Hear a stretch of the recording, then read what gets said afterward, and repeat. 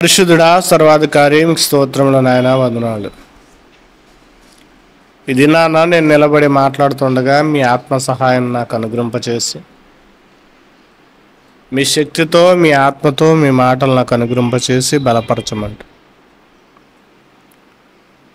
ఈ అంత్య దినాలలో మేము కావలసిన మాటలను మేము భద్రపరుచుకుంటూ మీ కొరకు జీవించే ధన్యత భాగ్యాన్ని మాకు దయచేయమంటూ క్రీస్తు వారి ఉన్నతమైన నామములో ప్రార్థించడిగి వేడుకుంటున్నాను మా పరమ తండ్రి, ఆమేన్.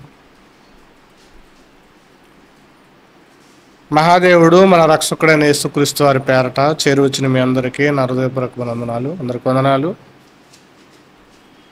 మరి ఈ రోజుతో పరిశుద్ధాత్మ గురించిన అంశం అనేది ఆగుదాం అనుకుంటున్నాను అనమాట. అంటే ఇంకా మాట్లాడాలని చాలా పరిశుద్ధాత్మ గురించి చాలా ఉన్నవి. ఈ వారముతో పరిశుద్ధాత్మను గురించి ముగిస్తాను అనమాట.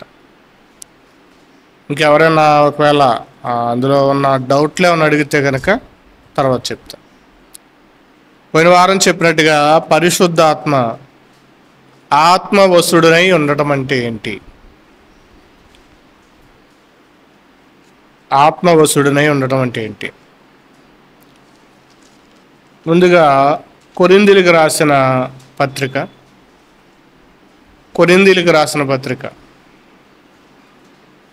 14వ అధ్యాయము 32వ వచనాన్ని చూద్దాం. కొరింథీయులకు రాసిన పత్రిక 14వ అధ్యాయము 1 కొరింథీయులు 32వ వచనం. మరియు ప్రవక్తల ఆత్మలు ప్రవక్తల స్వాధీనములో ఉన్నవి. చాలు.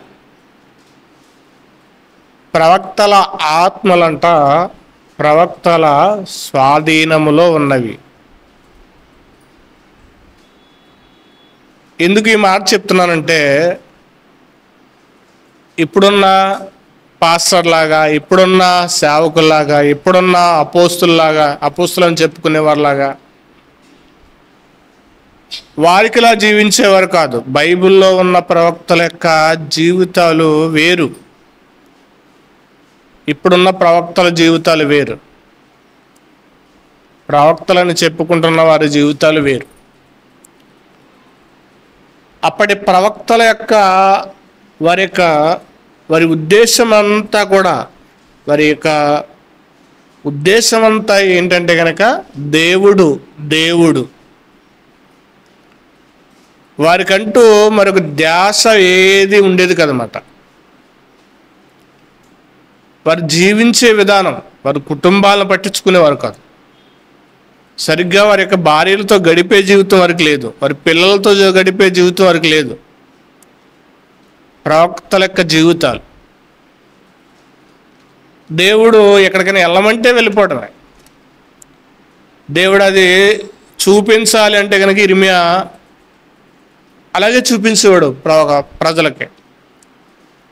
వారి మీదకి రాబోతున్న కీడు కొరకు నువ్వు ఇదిగో నీ ఇంటినే కన్నము పెట్టి సామాన్లు బయటికి తీసుకుని వచ్చి మరలా ఇంట్లో తీసుకువెళ్ళాలి. ఏంటయ్యా ఇర్మియా, నీకేమైనా పిచ్చ పట్టిందా? ఇలా చేస్తున్నావంటే కనుక మీకు కూడా ఇలాంటి పరిస్థితి రాబోతుంది అనేది వారికి బాగా అర్థం చేయించడానికి ఎంతకైనా తెగించే ప్రయత్నం చేసేవారే ప్రవక్తలు. ఎందుకంటే వారి జీవితాలు, వారి యొక్క జీవించే విధానం అంతా కూడా వారి యొక్క ఉనికిలో, వారి యొక్క ఉద్దేశాల్లో, వారి యొక్క తలంపులలో దేవుని కొరకే ప్రతిష్ఠింపబడిన వారు, దేవుని కొరకే బ్రతికారు. ఇప్పుడున్న నేను కానీ లేదా ఎవరైనా కానీ మన సగ జీవితం అంటే 99% మనం మన కోసమే ఆలోచిస్తాం.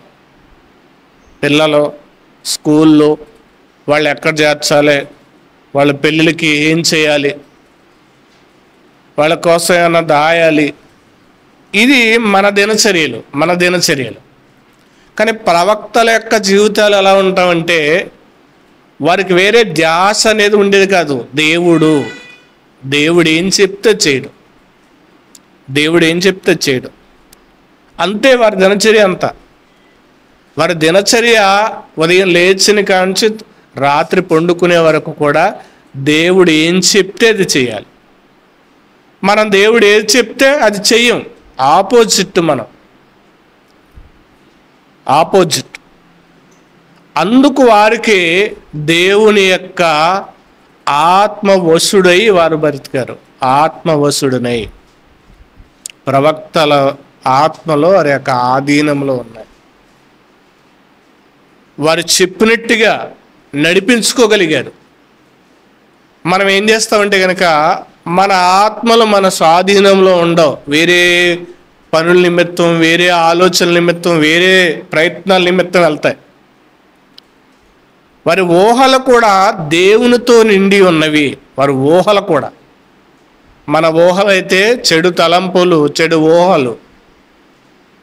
వారు ఊహించే విధానం కూడా దేవుడి గురించే ఆలోచించేవారు. ప్రజల కోసం, ప్రజలకు ఏం చెప్పాలో అదే ఊహించేవారు. అందుకు దేవుడు వారికి ఏం అనుగ్రహింప చేశాడంటే కనుక, అందుకు వాళ్ళు ఆత్మవశుడునై జీవించారు, ఆత్మవశమయ్యారు. ఇంకా ఈ ఆత్మవశుడు లేదా ఈ ఆత్మవశుడై ఉండటం అంటే ఏంటి అని అంటే కనుక, దీనికి అర్థం ఏంటని మనం చూస్తే కనుక, వశుడు అంటే కనుక, వశమైపోవడం అంటే కనుక ఆధీనములో ఉండటం. దేవుని ఆత్మ ఆధీనములో ఉండటం అన్నమాట వశుడునై అంటే. ఆత్మవశుడునంటే కనుక ఇంగ్లీష్లో సోల్డ్ ప్రొసెస్డ్ అని ఉంటుంది. Sold processed. స్పిరిచువల్ ఇన్బ్యాలెన్స్డ్ అంటారు. అంటే ఆత్మీయమైన హెచ్చు తగ్గులలో, ఆత్మీయమైన పరిస్థితులలో, ఆత్మీయమైన జీవితం గడిపే విధానంలో వీరి యొక్క జీవితాలన్నీ కూడా ఏం చేశారంటే కనుక నడుచుకున్నారు. దాన్నే ఆత్మవశుడు, ఆధీనము లేదా దేవునికి అప్పగించుకోవడం, వశమైపోవడం అంటే కనుక దేవునికి అప్పగించుకోవడం లేదా దేవుని ఆధీనంలో ఉండటం, దేవుని స్వాధీనంలో ఉండటం. దేవుని స్వాధీనంలో ఉండటం అనే దాన్నే ఆత్మవశుడునై అంటారు. అలా దేవుని స్వాధీనంలో వారు జీవించారు కాబట్టి ఆత్మవశుడునై అని రాయబడింది. చూద్దాం. యెహెజ్కేలు గ్రంథము 37వ అధ్యాయము 1వ వచనం. యెహెజ్కేలు గ్రంథం 37వ అధ్యాయము 1వ వచనం.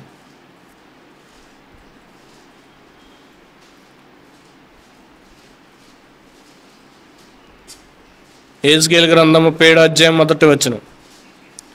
యెహోవా హస్తము నా మీదకు వచ్చెను, నేను ఆత్మవశుడనై ఉండగా యెహోవా నన్ను తోడుకొని పోయి ఎముకలతో నిండిన ఒక లోయలో నన్ను దింపెను. ఆత్మవశుడనై. ఈరోజు ఏఐ టెక్నాలజీ వచ్చింది కాబట్టి మన ఊహలకు రంగులు అద్దొచ్చమాట. మనం ఏదైతే ఊహించుకున్నామో ఆ ఇమేజెస్, ఆ ఫోటో, ఆ చిత్రాన్ని మనం ఏం చేయగలమంటే తీసుకురాగలమాట. ఒకప్పుడు వీడియో సాంగ్ చేసేవారు. వీడియో సాంగ్ చేస్తే ఆ సాంగ్స్కి సరైన ఇమేజెస్, సరైన వీడియోస్ క్లిప్పింగ్ పెట్టడానికి, అక్కడ పదానికి పెట్టడానికి సరిగ్గా దొరికేవి కాదు. చాలామంది కొన్ని సినిమాలో కూడా తీసుకుని వాడుకోవాల్సి వచ్చేది. ఇప్పుడు అలాంటి పరిస్థితి లేదు. ఒక ఇమేజెస్ కావాలంటే కనుక దాన్ని ఏఐ దానికి ఇస్తే ఆ ప్రాంప్ట్ ఇస్తే కనుక అదే జనరేట్ చేసి ఇచ్చేస్తుంది, ఫోటో తీసి ఇచ్చేస్తుంది అన్నమాట. దానికంటే కొన్ని అమౌంట్ ఖర్చు పెట్టాల్సి వస్తుంది ఓకే ఆ సాఫ్ట్వేర్ వాడుకోవడానికి.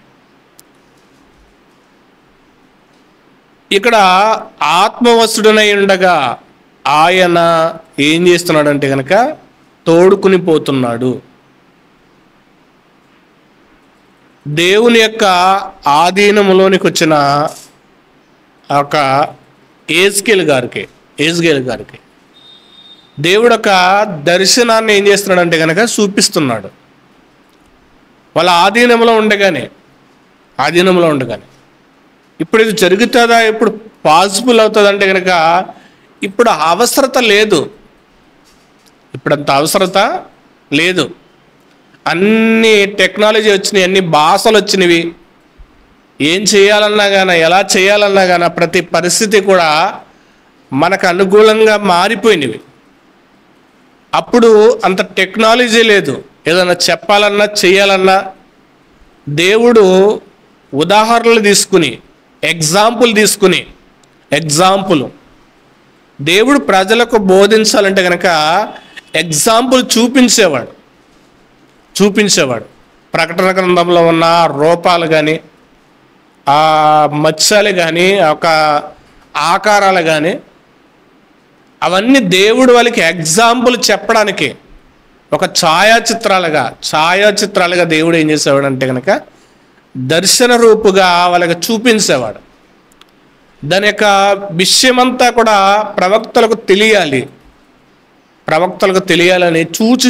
చూపించేవాడు. దాని భావము అప్పటి యొక్క ప్రవక్తలకు తెలుసు. దాని భావం ఏంటో, దాని ఉద్దేశం ఏంటో, ఆ చిత్రం యొక్క, ఆ ప్రతిమ యొక్క సారాంశం ఏంటో వాళ్ళకి తెలుసు. కాబట్టి దాన్నే వాళ్ళకి ఏం చేశాడంటే దేవుడు చూపించాడు, తెలియచేశాడు, అది చేశాడు. అలా చేయడానికి లేదా వాళ్ళకి అర్థం చేయడానికి దేవుడి యొక్క ఆత్మ ఆధీనంలో వాళ్ళు ఏం చేశారంటే కనుక నడిచారు, ప్రయాణించారు, దేవునితో సాగిపోయారు. ఇక్కడ అదే చెప్తున్నమాట, ఆత్మవశుడనై ఉండగా యెహోవా నన్ను తోడుకుని పోయి ఎముకలతో నిండిన ఒక లోయలోనికి నడిపించాడు. ఆ ఎముకలతో నిండిన ఆ సారాంశాన్ని చెప్పడానికి నేను నిలబడాల. ఆత్మవశుడునై ఏంటనేది చెప్తాను అనమాట. దేవుని యొక్క ఆత్మ ఆధీనంలో ఉండి వాళ్ళు చేసే పనులు ఏంటంటే ప్రజలకు అవసరమైనవి చేశారు. కానీ ఈరోజు ప్రజలు ఎలా ఉన్నారంటే ప్రజలకు అవసరమైనది ఎక్కర్లా, దేవుడు చెప్పని సంగతులు కావాలి. దేవుడు చెప్పని సంగతులు దేవుడు ఒక చోట సైలెంట్గా ఉన్నాడంటే కనుక అది మన పని కాదు.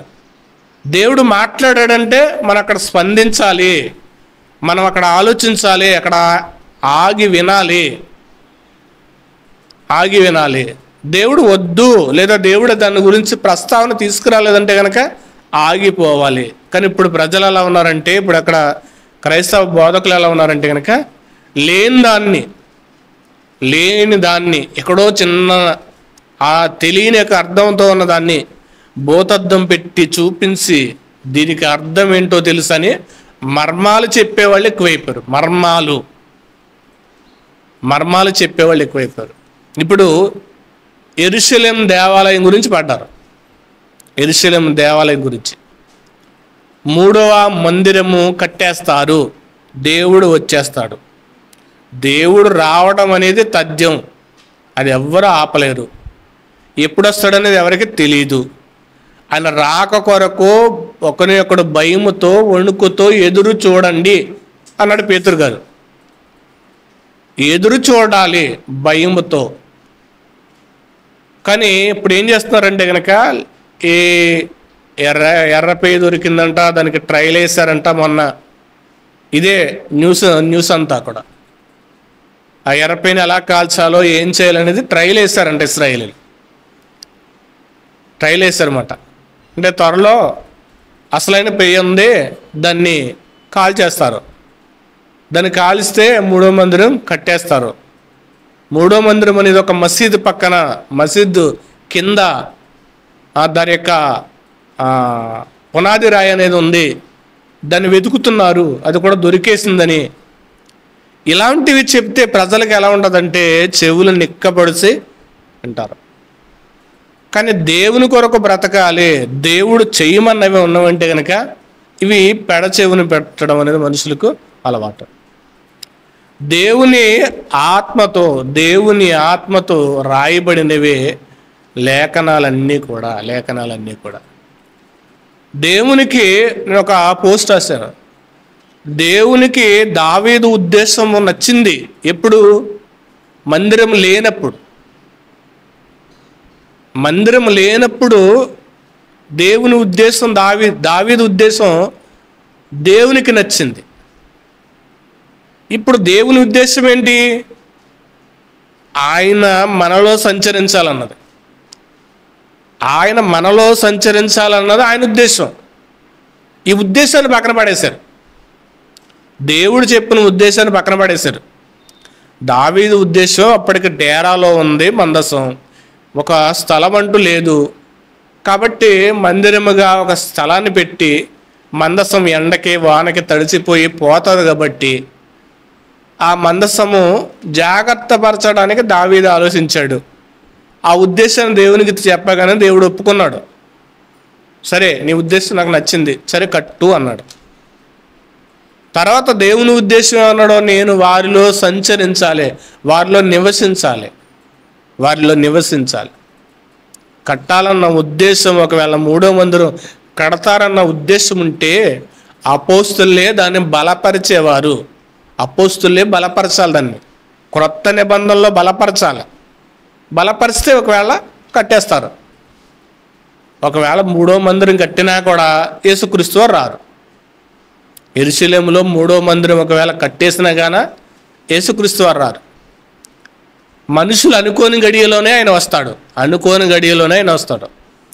సరే, ఇప్పుడు దేవుని యొక్క ఆత్మానుసారముగా ఉంటే వారి మీద, ప్రవక్తల మీదకి దేవుని ఆత్మవశుడై వారు దేవుని ఆత్మ ఆధీనంలో ఉన్నారు. ఇంకా యెహెజ్కేలు గ్రంథం 40వ అధ్యాయము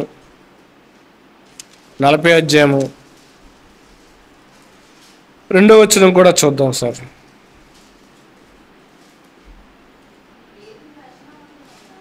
దేవుని దర్శనవశుడనైన నన్ను ఇశ్రాయేలు దేశంలోనికి తోడుకుని వచ్చి మిగుల ఉన్నతమైన పర్వతముల మీద ఉంచి దానిపైన దక్షిణపు తట్టును పట్టణముల వంటి దొకటి నాకు అగపడెను.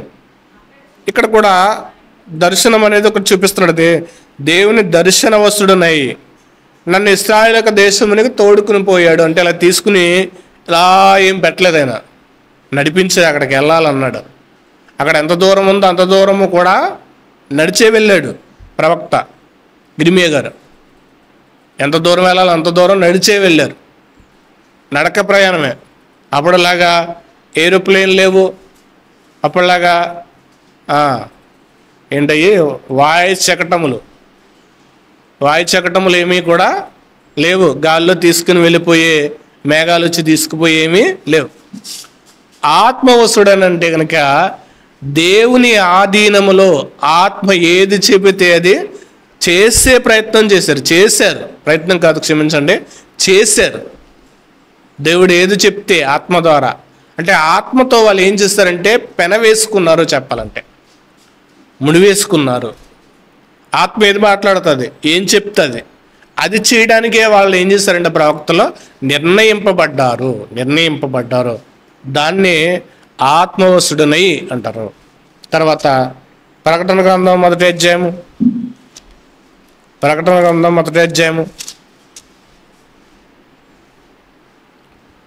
10వ వచనం. ప్రభు దినమందు ఆత్మవశుడనై ఉండగా బోరాధ్వని వంటి గొప్ప స్వరము నీకు చూచుచున్న పుస్తకము రాసి ఎఫెసు, స్ముర్న, పెర్గమ, తూతరియా, సార్దీసు, ఫిలదెల్ఫియా, లవోదికియా అను 7 సంఘములకు పంపమని చెప్పాడు. ఆత్మవశుడనై ఉండగా దేవుడు యోహాన్ని ఏం చేశాడంటే ప్రేరేపించి సంఘాలకు కావలసిన సంగతులు రాసేయి, 7 సంఘాలకు కావలసిన సంగతులు రాయి. ఈ సంగతులు రాసి వాళ్ళకి ఏం చేయాలంటే పంపించు.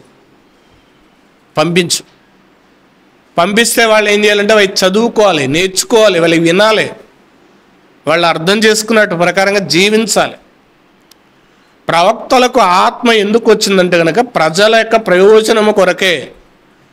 ప్రజలను చైతన్యపరచాలి, మార్చడానికి, మభ్య పెట్టడానికి కాదు. ప్రజలకు ఉన్నది ఉన్నట్టుగా చెప్పి ప్రజలకు వారు అందుకే 7 సంఘాల్లో కూడా ఎలా ఉంటాయంటే హెచ్చరికలే ఉంటాయి.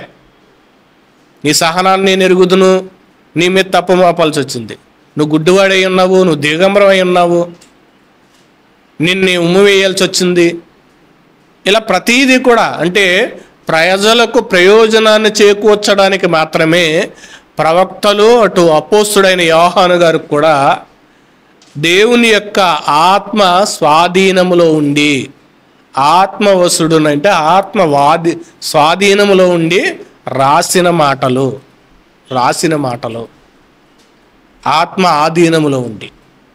మనం ఆత్మ ఆధీనంలో ఉండం, మరొక ఆత్మ ఆధీనంలోకి వస్తాం. మనం డెవిల్ యొక్క ఆత్మ యొక్క ఆధీనంలో మనుషులు ఈరోజు ఉన్నారు. ఎందుకంటే మనిషిని ఈరోజు ఆడిస్తున్నది, మనిషిని నానా రకాలుగా బ్రతికింపజేస్తుంది. చూడండి, ఎన్ని అగత్యాలు, ఎన్ని ఇబ్బంది, ఎన్ని దారుణాలు చూడగలుగుతున్నాం. చిన్నపిల్లలను చంపేస్తున్నారు. రీసెంట్గా సెల్ఫీ దిగుదామని భార్యాభర్తలు ఇద్దరు కూడా నది ఒడ్డు వంతుల మీద ఉంటే వంతుల మీద దిగుతున్నారంట. ఫోటో తీసుకుంటుంటే భార్య తోసేస్తుందంట. ఇంకా అటు అదృష్టం బాగుండి ఆ వరదలోనికి వెళ్ళి మధ్యలో ఒక రాళ్ళు కొట్టుంటే అక్కడ ఉండి కేకలు వేస్తే ప్రజలందరూ వచ్చి తాడు వేసి లాగి బ్రతికించారంట. ఇలాంటి దారుణమైన పరిస్థితులు మనం వింటున్నామంటే కనుక ఈరోజు మనుషులందరూ కూడా దేవుని స్వాధీనంలోనికి రావట్లా, దెయ్యం యొక్క స్వాధీనంలోనికి వెళ్ళిపోతున్నారు. దెయ్యం యొక్క విచ్చలవిడితనానికి ఎలా ఉన్నారంటే ప్రజలు లోబడిపోయారు. పాపమని భయం లేదు, నేను నీతిగా ఉన్నామన్న ఆలోచన లేదు. ఒకప్పుడు పెద్దవాళ్ళకి భయపడేవారు. పెద్దవాళ్ళు వస్తే కనుక ఒకవేళ ఆడికి సిగరెట్ అలవాటు ఉన్నా, ఒకవేళ పెద్దవాళ్ళు ఎవరైనా వస్తుంటే కనుక ఆ కాల్చున్న పడేసి వాళ్ళు వెళ్ళేటప్పుడు కాల్చేవారు. అంటే కొంత భయం అనేది ఉండేది. ఇప్పుడు అలాంటి భయం ఏమీ లేదు. త్రాగడానికి భయపడతలేదు, ప్రేమించడానికి భయపడట్లేదు, వ్యభిచారం చేయడానికి కూడా భయపడట్లే. విచ్చలవిడేతనం అయిపోయింది. ప్రతి పాపము కూడా బహిర్గతం. అంటే ప్రతి పాపము కూడా ఈరోజు ఏం చేస్తున్నారంటే అందరూ చూడాలని చేసేవిగా ఉన్నాయి. అందరూ చూడాలి. ఇదే మనిషి యొక్క నీతి అనుకుంటున్నారు. పాపమే మనిషి యొక్క నీతి అని జీవించే దినాలు ఇవి. పాపమే మనిషి యొక్క నీతిది. నీతి అనేది నీతి పక్కన పెట్టేశారు. పాపము, చెడు, వ్యసనాలు ఇవే నీతి అనే భ్రమలో జీవిస్తున్నారు. ఇవే నీతి అనుకుంటున్నారు. ఇలాగే మనుషులు ఏం చేస్తున్నారంటే కనుక ఇలాగే జీవిస్తున్నారు. దేవుని యొక్క ఆధీనములోనికి మనిషి రావట్లేదు. అప్పటి ప్రవక్తలో దేవుని ఆధీనములో జీవించేవారు. అదే ఆత్మవశుడునై అనడం. దేవుని ఆత్మ ఆధీనంలో ఉన్నారు. ఒక సంఘటన, పాత నిబంధనలో సంఘటన ఒకటి గుర్తు చేస్తాను. రాజైన దావీదు దినాలలో దావీదు అరణ్యంలోనికి వెళ్ళిపోతాడు. సౌలుకు భయపడి అరణ్యంలోనికి వెళ్తే దినవృత్తాంతాల గ్రంథము, మొదటి దినవృత్తాంతాల గ్రంథం 12వ అధ్యాయము, మొదటి దినవృత్తాంతాల గ్రంథం 12వ అధ్యాయము. దావీదు సౌలుకు జడిసి, ఎందుకు జడిచాడంటే సౌలుకి బలము ఎక్కువని కాదు, సౌలును ఓడించలేనని కాదు, సౌలును గెలవలేనని కాదు. సౌలుని ప్రేమించి అరణ్యంలోకి పారిపోతాడు. సౌలును జయించాలని బలం దావీదు దగ్గర లేదనుకుంటే పొరపాటు. సౌలును జయించగల బలం ఉంది. సౌలును మట్టి పెట్టగలడు, సౌలును చంపేయగలడు, అంత బలం ఉంది. ఒక్కడైనా జయించేస్తాడు దావీదు. సౌలును జయించేంత బలమే ఉంది, కానీ ఎందుకు పారిపోయాడు? కేవలం దేవుని మాటను బట్టి, లేదా దేవునికి జడిసి అరణ్యంలోనికి వెళ్ళిపోయినప్పుడు అతని దగ్గరికి కొంతమంది వ్యక్తులు వస్తారు, యుద్ధం చేయగలిగిన బలం కలిగిన వారు. వీటిని కుడి ఎడమలతో తిప్పగలరు. వాళ్ళు ఎడమ చేత్తో తిప్పగలరు, కుడి చేత్తో తిప్పగలరు. ఇంకా వాళ్ళకి ముఖం సింహం ముఖం వంటి వాళ్ళు. లేడీ అంత వేగంగా పరిగెత్తగలరు, అంటే పరుగులో చాలా వేగంగా పరిగెత్తగలరు. వాళ్ళకి బలం విషయంలో చూస్తే కనుక సింహం వంటి వాళ్ళు. వాళ్ళ చేతులు, కుడి చేతులతో ఒకరికి ఎడం చేయ అలవాటు ఉంటుంది, కొందరికి కుడి చేత్తో రాసే అలవాటు ఉంటుంది, కొంతమందికి ఎడం చేత్తో రాసే అలవాటు ఉంటుంది, కొంతమంది కుడి చేత్తో రాసే అలవాటు ఉంటుంది. నాకు 2 చేతులతో చేసే అలవాటు ఉంది. నాకు ఒక పని 2 చేతులతో చేయగలను నేను. కొందరికి అలవాటు ఉండదు. కానీ అలాంటి విధానం కలిగిన మనుషులు దావీదు దగ్గరికి వస్తారు, మీకు సపోర్టుగా ఉంటాం అని. దావీదు దగ్గరికి వచ్చినప్పుడు దావీదు వాళ్ళ గురించి, ఇదిగో మీరు నన్ను చంపాలన్న ఉద్దేశంతో వచ్చారా ఏంటి అని అడిగినప్పుడు అక్కడ జరిగిన ఒక సందర్భాన్ని చూద్దాం. 12వ అధ్యాయము 17వ వచనం నుండి చదువుదాం. దావీదు బయలుదేరి వారిని ఎదుర్కొని పోయి వారితో ఇట్లనెను, మీరు సమాధానము కలిగి నాకు సహాయము చేయుటకై నా యొద్దకు వచ్చిన ఎడల నా హృదయము మీతో అతికించి ఉండినట్లు, అట్లనగా నా వలన మీకు అపకారం ఏది కలగలేదని ఎరిగి ఉందును. నన్ను నా శత్రువుల చేతికి అప్పగింపవలనని మీరు వచ్చిన ఎడల మన పితడైన దేవుడు దీనిని చూసి మిమ్మును గద్దించునుగాక అనగా, అప్పుడు 30 మందికి అధిపతి అయిన అమస్య ఆత్మవశుడై దావీదు, మేము నీ వారము, యెష్షయా కుమారుడా మేము నీ పక్షమున ఉన్నాము, మీకు సమాధానము కలుగునుగాకని నీకు సహకారులుగా సమాధానము కలుగునుగాకని నీ దేవుడైన నీకు సహాయము చేయనని పలుకుగా దావీదు వారిని చేర్చుకుని తన దండిలో అధిపతులుగా చేశాడు. ఇక్కడ అమస్య మీదకి ఏమొచ్చాడంటే కనుక ఆత్మ వచ్చింది, ఆత్మవశుడై అన్నాడు. అప్పుడు దావీదు ఇగో నా పక్షాన ఉన్నారు అని ఏం చేశాడంటే కనుక దావీదు గ్రహించాడు, వీళ్ళు నా పక్షాన ఉన్నారు. ఆత్మవశీనంగా ఉన్నప్పుడు ఏం మాట్లాడాడు? దేవుడు నీకు తోడుగా ఉన్నాడు, నీ పక్షాన మేమున్నాం, నీకు మాత్రమే జయం వస్తుంది, నీకు సమాధానం కలుగుతుంది, నీ పక్షాన ఉన్నాం అంటే వారితో దావీదుతో ఏకీభవించాడు. ఆత్మవశుడై ఉండగా ఆత్మతో వారు ఉండగా ఏకీభావం జరుగుతుంది. ఈ ఏకీభావం అనేది ఒక విధానం అనేది మనకి కనబడుతుంది.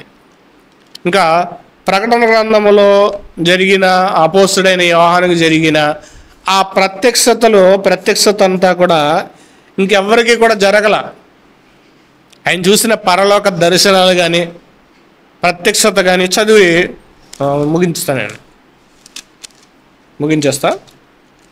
ఒక 2 విషయాలు చదివి ముగించేస్తా. ప్రకటన గ్రంథం 4వ అధ్యాయం 2వ వచనం. వెంటనే నేను ఆత్మవశుడనైతిని, అదిగో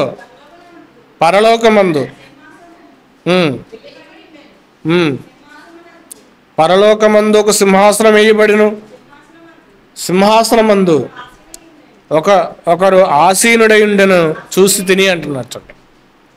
ఇంకా 17:3 కూడా చదువుతాం. 17:3 కూడా చదువుతాం.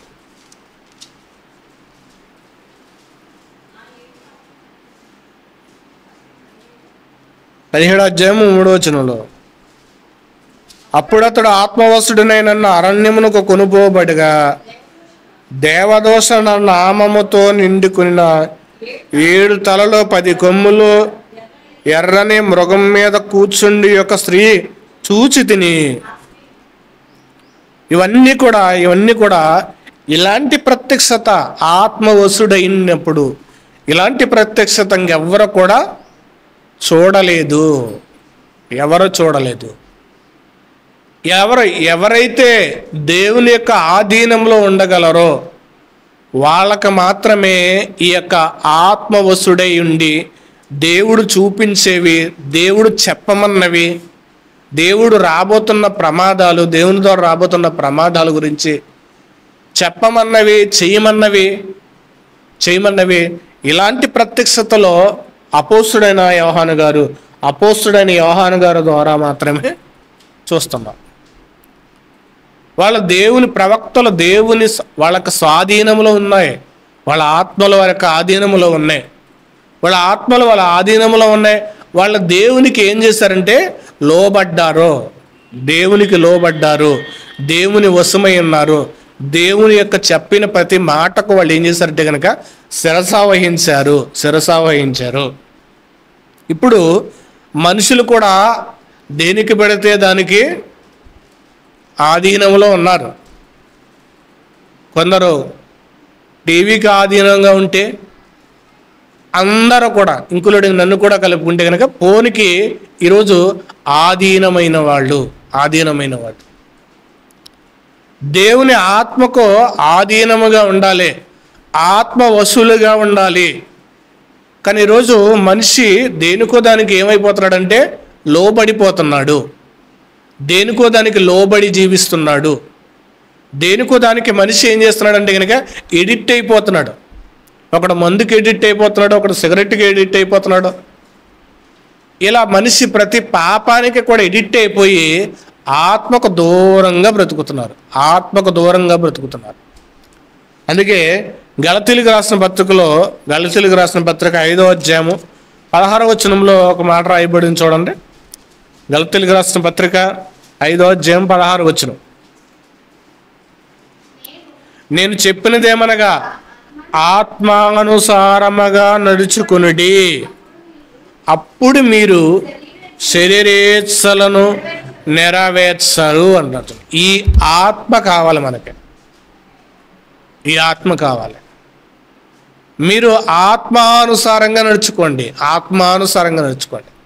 శరీరేచ్ఛలను మీరు ఏం చేయారంటే నెరవేర్చారు, పట్టించుకోరన్నమాట.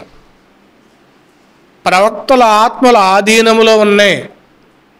వాళ్ళ ఆత్మవశుడై దేవుడు చెప్పేది చేశారు. దేవుడు అల్లమన్న చోటకు వెళ్ళారు. దేవుడు చూపించేది వాళ్ళ ప్రజలకు అర్థమయ్యేలాగా వాళ్ళు ఏం చేస్తారంటే బోధించారు. దేవుని ఆధీనములోనికి రావాలి. ఆత్మ ఆధీనములోనికి వస్తే మనిషి శరీరేచ్ఛలను ఏం చేయడంటే నెరవేర్చడం, వదిలేస్తాడు. అందుకే ఆత్మానుసారంగా జీవించండి. అందుకే పరిశుద్ధాత్మను దూరపరచుకోవద్దు, పరిశుద్ధాత్మను దుఃఖపరచొద్దు, పరిశుద్ధాత్మతో సహవాసము కలిగి ఉండండి. మనిషికున్న విధానం ఏంటంటే కనుక యేసుక్రీస్తు ప్రభులు వారు అంటారు, శరీరము బలహీనమే, ఆత్మ ఏమంటారు,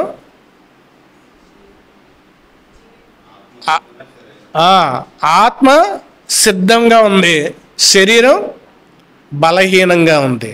ఇంకా చెప్పాలంటే బలహీనమైన ఈ దేహం అటు పాపానికైనా ఇటు దేవుని పనికి వెళ్ళడానికైనా బలహీనమైనదే.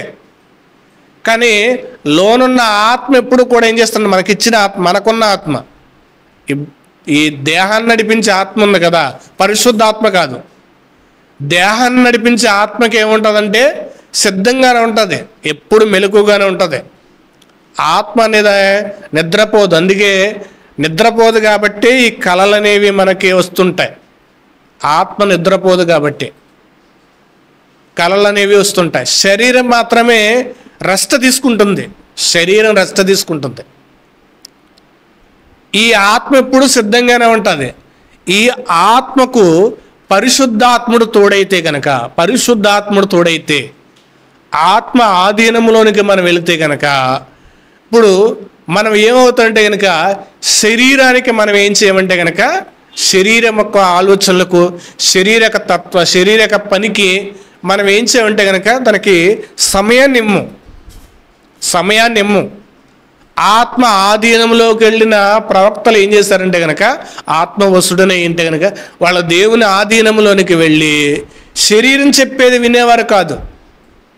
మనకంటే ఈరోజు ఇదిగో చక్కగా కూర్చోవడానికి ఫ్యాన్లు ఉన్నాయి, అన్ని వసతులు ఉన్నాయి. ప్రవక్తలను ఒక నూతిలో పడేస్తే ఆ నూతిలోనే ఉండాలి. ఏంటి ప్రభువా నేను నమ్ముకున్నాను, ఇలా చేసావు అని మాట్లాడేవారు కదా వాళ్ళు. ఎంత కష్టం అంటే 2 రోజులు చెమ్మలో ఉండి నీటిలో ఉండి పని చేయండి, కాళ్ళు ఎలా ఉంటాయి, పాచిపోతాయి, తెల్లగా వచ్చేస్తాయి, కాలు ఆరకుండా ఉంటే కనుక. అలాంటిది బురదలో వాళ్ళు కొన్ని రోజులు ఉండిపోవడం, బురదలో మళ్ళీ బురదలో కూర్చుంటాకుంటుందా, పడుకుంటాకుంటుందా? పడుకుంటే మునిగిపోయి ఊపిరాడక చచ్చిపోతాం. అలాగే కునికిపాటు లేకుండా అలాగే ఆ నూతిలో, ఆ బురదలో ఆహారం ఉండదు, నీళ్ళుండవు. వీళ్ళలో ఎలా జీవించగలిగారంటే, ప్రవక్తలు ఎలా జీవించగలిగారంటే కనుక ఆత్మ ఆధీనములో ఉన్నారు కాబట్టి శరీర యొక్క ఆ పనిని, శరీర యొక్క బలహీనతను, ఆ లేదా ఆ బాధను వాళ్ళు ఏం చేశారంటే కనుక ఆత్మ చెప్పినట్టుగా జీవించగలిగారు. అందుకు పరిశుద్ధాత్మ అవసరం. ఆత్మ సిద్ధమే శరీరము బలహీనం. అందుకే యేసుక్రీస్తు వారు ప్రార్థన చేసుకుంటా వెళ్తే శిష్యులేమో నిద్రపోయేవారు. వాళ్ళకి అప్పటికి ఆత్మ తీవ్రత రాలా, ఆత్మ పరితాపం వాళ్ళకి రాలేదు. కాబట్టి ఆత్మ ఆధీనంలోనికి మనం వెళితే కనుక శరీర క్రియలను మనం శరీరేచ్ఛలను మనం ఏం చేయమంటే శరీరేచ్ఛలు నెరవేర్చం. మనం దేనికో దానికో ఆధీనమయ్యే కాలానికి మనం ఏం చేయాలంటే ఇప్పుడు స్వస్తి చెప్పాలి, గుడ్ బై చెప్పాలి. దేవుని ఆత్మ మనకి కావాలి. ఈ కడవరి దినాలలో, ఈ చివరి దినాల్లో మనం బ్రతకాలంటే ఎలాగైనా బ్రతుకుతాం. ఇప్పుడున్న జీవితం బట్టి అయితే ఎలాగైనా బ్రతుకుతాం. దేవునితో బ్రతకాలంటే, దేవునితో మనం ఆయనతో నిత్యం అక్కడ బ్రతికి ఉండాలంటే, ఆయనతో ఉండాలంటే కనుక ఇప్పుడు మనం ఆత్మ అనేది మనకి చాలా అవసరము. దేవుని పరిశుద్ధాత్మతో మనం ఏం చేయగలమంటే, పరిశుద్ధాత్మ ఉంటే మనలను పురుగొలుపుతుంది, మనలను పాపం వైపుకు నడిపించదు. పరిశుద్ధాత్మ ఉంటే మనలను శరీరేచ్ఛలను నెరవేర్చనివ్వదు. ఆ శరీర క్రియలకు మనకి ఏం చేస్తుందంటే ఆపుతుంది, ఆగు అంటది. ఇవి జరగాలంటే పరిశుద్ధాత్మ సహవాసం అనేది కావాలి, పరిశుద్ధాత్ముడు కావాలి. మనము ప్రార్థించాలన్నా, మనం దేవునితో పెనవేసుకోవాలన్నా, దేవుని కార్యక్రమాలు చేయాలన్నా పరిశుద్ధాత్మ వల్లనే అవుతుంది. వాళ్ళన్ని బాధలు అనుభవించడానికి ఆత్మతో సహవాసము చేశారు కాబట్టి, ఆత్మతో సహవాసం చేస్తేనే మనము ఈ యొక్క లోకములో, ఈ లోకాన్ని జయించి దేవుని ఎదుట నిందారహితులుగా నిలబడగలం. అందుకన్నమాట నేను చెప్పినది ఏమనగా ఆత్మానుసారముగా నడుచుకుని అప్పుడు మీరు శరీరేచ్ఛలను నెరవేర్చరు. శరీరేచ్ఛలకు మీరు ఏం చేయాలంటే కనుక తావివ్వరు. ఈరోజు సంఘాల్లో దేవుని గురించిన ఉజ్జీవం లేదు, చచ్చిపోయింది. దానికి కారణం ఏంటంటే దేవుని ఆత్మను మనము కోరుకోకపోవటమే, దేవుని ఆత్మను మనం ఆహ్వానించకపోవటమే. అప్పటికే దారులు సరిగ్గా లేవు, రోడ్లు సరిగ్గా లేవు. కానీ అప్పటి యొక్క భక్తులకి కానీ లేదా అప్పుడున్న దేవుని ప్రజలకు కానీ సువార్త చేసే విషయంలో, దేవుని కొరకు బ్రతికే విషయంలో అంత తీక్షణగా ఎలాగ ఉండగలిగారంటే కనుక దేవుని ఆత్మ నడిపింపుతో దేవుని ఆత్మ ద్వారా. కాబట్టి దేవుని ఆత్మ మనకు ఉంటే కనుక ఆ ప్రత్యక్షత దేవుని యొక్క ఆత్మ ఆధీనంలోకి వెళితే, దేవుని యొక్క ఆధీనంలోకి వెళ్తే ఆయన మనలను నడిపిస్తాడు. మనం ఏం చేయాలో, మనం ఎలా జీవించాలో, మనం ఏది వదులుకోవాలో, ఏది మనకు అవసరం లేదో, దేని విషయంలో మనం కంగారు పడకుండా ఉండడానికి ప్రతీది కూడా దేవుని ఆత్మ సహాయము ద్వారానే జరుగుతుంది. దేవుని ఆత్మ సహాయం జరుగుతుంది. కాబట్టి మరి మనం ఏం చేయాలంటే ఆత్మానుసారంగా నడుచుకోవాలంటే దేవుని యొక్క ఆత్మ మనకు ఉండాలి. అందుకు పరిశుద్ధాత్ముడు అవసరం అనేది తెలియజేస్తున్నారు. కాబట్టి ప్రవక్తలు ఎలా ఉన్నారు, ఎలా జీవించగలిగారు, అన్ని బాధలు ఎలా అనుభవించగలిగారు, అన్ని ఇబ్బందులు ఎలా అనుభవించగలిగారు. ప్రత్యక్షత కోసం లేదా దేవుడేదో చూపిస్తాడు దర్శనాలు అనేది అనుకోవద్దు. దేవుడేదో చూపిస్తాడు, దేవుడేదో మాట్లాడతాడు మనకి, నా కుమారుడు అక్కడికి వెళ్ళు ఇక్కడికి వెళ్ళు అని మాట్లాడతాడు కాదు. ఆ కాలం అయిపోయింది. ఇప్పుడు దేవుడు వచ్చి ప్రత్యక్షమయ్యి కనబడి ఈ దర్శనము చూపించి కాదు. ఇప్పుడు మనకున్న పరిస్థితి లేదా ఇప్పుడున్న జీవిత విధానంలో లోకం ఎలా ఉందంటే కనుక భయంకరమైన పాపముతో ఉంది. భయంకరమైన పాపం, విచ్చలవిడమైన పాపం. ఇలాంటి పరిస్థితిలో మనం దేవునితో నిలబడగలిగే శక్తిని కోరుకోవాలి. దేవునితో నడవగలిగే శక్తిని కోరుకోవాలి. ఆ శక్తి మనకు కావాలంటే పరిశుద్ధాత్ముడు వల్ల అవుతుంది. పరిశుద్ధాత్ముడు మనల్ని నడిపిస్తాడు. దీనికోసమే పరిశుద్ధాత్మ యొక్క అంశాన్ని చెప్పడానికి నేను ఇష్టపడ్డాను అనమాట. ఈ విషయం గురించే పరిశుద్ధాత్మ శక్తి మనకి కావాలి. లోకాన్ని జయించడానికి దేవునిలో బలమైన వారంగా నిలబడ్డానికి దేవుడు ఈ ప్రత్యక్షత మనకివ్వాలి, ఈ ఆలోచన మనకివ్వాలి, ఈ నడిపింపు దేవుడు మనకి అనుగ్రహించాలి. అందుకోసము ఎనీ టైం, ఏ సమయమైనా సరే పరిశుద్ధాత్మను గురించి ప్రస్తావన జరగాలి. మనలో పరిశుద్ధాత్మను గురించి ప్రస్తావన మనలో కలుగుతూ ఉండాలి. కూర్చున్నప్పుడు, నడుస్తున్నప్పుడు, పనికి వెళ్ళినప్పుడు కూడా, ఎక్కడికి వెళ్ళినా గన పరిశుద్ధాత్మ యొక్క తలంపు మనలో కలుగుతూ ఉండాలి. దేవా, ఈరోజు లేచాను, నన్ను మీ ఆత్మ ద్వారా నడిపించండి.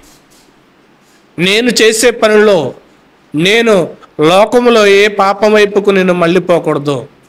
నా శరీరేచ్ఛలు నేను నెరవేర్చుకోకూడదు. ఈ ఆలోచనతో మనం పరిశుద్ధాత్మని ఎనీ టైం మనం నుంచున్నప్పుడైనా అడగచ్చు, కూర్చున్నప్పుడైనా అడగచ్చు, పనిలోకి వెళ్తున్నప్పుడైనా మాట్లాడవచ్చు మన మనసుతో. అప్పుడు దేవుని ఆత్మ వచ్చినప్పుడు మనం శరీరేచ్ఛలను ఏం చేయమంటే నెరవేర్చం. అంటే ఒక మనిషితో మాట్లాడుతున్నట్టుగానే మనం ఏం చేయాలంటే మనతో మనం దేవునితో మాట్లాడుకుంటూ ఉండాలి. ఒక మనిషి ఉంటున్నప్పుడు ఈరోజు మనిషితో మాట్లాడుకోవడం, మనిషితో గడపడం అనేది మనకి బాగా అలవాటు. కానీ దేవుని ఆత్మతో అలా మాట్లాడుకుంటూ ఉండాలి. అప్పుడు మనము లోకములో పడిపోము. అప్పుడు మనము లోకముతో సావాసం కలిగి ఉండవు. అప్పుడు దేవుని ఆత్మలోనికి మనం వెళ్తాం. దేవుని ఆత్మ ఆధీనములోనికి వెళ్తాం. దేవుడు అప్పుడు మనల్ని ఏం చేస్తాడంటే నడిపిస్తాడు. పడిపోకుండా నడిపిస్తాడు. శ్రమలు వచ్చినా ధైర్యపరుస్తాడు. ఎలాంటి ఇప్పత్తులు కలిగినా కంగారు పడనివ్వడం. అందుకు పరిశుద్ధాత్ముడు మనకు అవసరం. మనక జీవితానికి ఉజ్జీవం అనేది కావాలి. మనక జీవితం అనేది ఏదో భక్తి చేస్తున్నాం, వస్తున్నాం, కూర్చున్నాం, వెళ్ళిపోతున్నాం, ఇలాంటిదే కాదు. ఇంకా చాలా చేయాల్సింది ఉంది. అది దేవుడు మన దగ్గరికి వస్తే, పరిశుద్ధాత్ముడు ఉంటే మనం ఏం చేయగలం అనేది ప్రతీదీ కూడా ఆయన ఏం చేస్తాడంటే కనుక నడిపిస్తాడు. అయితే ఆయనతో మనం మాట్లాడడం ప్రారంభించాలి, ఆయన అడగడం ప్రారంభించాలి. వెళ్ళిపోయిన పరిశుద్ధాత్ముడిని మనం ఏం చేయాలంటే కనుక పిలవాలి. అప్పుడు ఆయన వచ్చినప్పుడు శరీరానుసారంగా మనము నడము, శరీరానుసారంగా ప్రవర్తించం. ప్రతి విషయానికి కూడా ఆయన అడ్డుకట్ట వేస్తాడు, భయం పెడతాడు. మనల్ని ఆయన ఆధీనంలోనికి తీసుకుంటాడు. అందుకే ఒక గుర్రాన్ని నడిపేవాడు ఏం చేస్తాడంటే తనకి గంతలు కడతాడు. కళ్ళకు గంతలు తీసి గుర్రం ఎక్కి చారీ చేస్తే ఏం చేస్తుంది? మనిషి పైనున్నవాడి మాట వినదు. అలా మాట వినాలంటే చాలా రోజులు ప్రయత్నించాలడు గుర్రపు యొక్క సారీ చేసే వ్యక్తి. దానికి ఎందుకు గంతలు కట్టి నడుపుతారు. గంతలు కట్టినప్పుడు ఇప్పుడు ఎవడి ఉద్దేశాన్ని వెళ్తుంది గుర్రబండి? పైనున్న వాడి ఉద్దేశాన్ని బట్టే నడుస్తుంది. ఎందుకు? వాడు కూర్చున్నది గుర్రం మీద. గుర్రం కళ్ళకి ఏం చేశాడు? గంతలు కట్టాడు. గుర్రం కళ్ళకి గంతలు కట్టినప్పుడు నడిపేవాడి ఉద్దేశం ఎక్కడికి వెళ్ళాలో అక్కడికి తీసుకుని వెళ్తాడు. పరిశుద్ధాత్మకి మనం చోటిస్తే మన కళ్ళకు గంతలు కట్టి ఆయన నడిపిస్తాడు. కాబట్టి ఆత్మానుసారముగా నడుచుకునే ప్రయత్నం చేయండి అంటున్నాడు. అందుకే ఆత్మానుసారంగా, నేను చెప్పినది ఏమనగా ఆత్మానుసారంగా నడుచుకునిడి, అప్పుడు మీరు శరీరేచ్ఛలను నెరవేర్చరు. ఆత్మానుసారంగా నడుచుకోవడానికి ప్రయత్నం చేద్దాం. ప్రవక్తల ఆత్మల వారి యొక్క స్వాధీనంలోకి వెళ్ళి మన ఆత్మలో దేవుని యొక్క ఆధీనంలోనికి ఉండి నడిపించగలిగితే కనుక ఆ పరలోకములో ఆయనతో యుగయుగాలు నడిచి యుగయుగాలు జీవించే భాగ్యం మనకు రావాలంటే పరిశుద్ధాత్ముడి యొక్క సహాయం వల్లనే అటు రీతిగా నడుచుకోవాలని కోరుకుంటూ నా మాటలు ముగిస్తున్నాను. ప్రార్థన చేసుకుంటాను.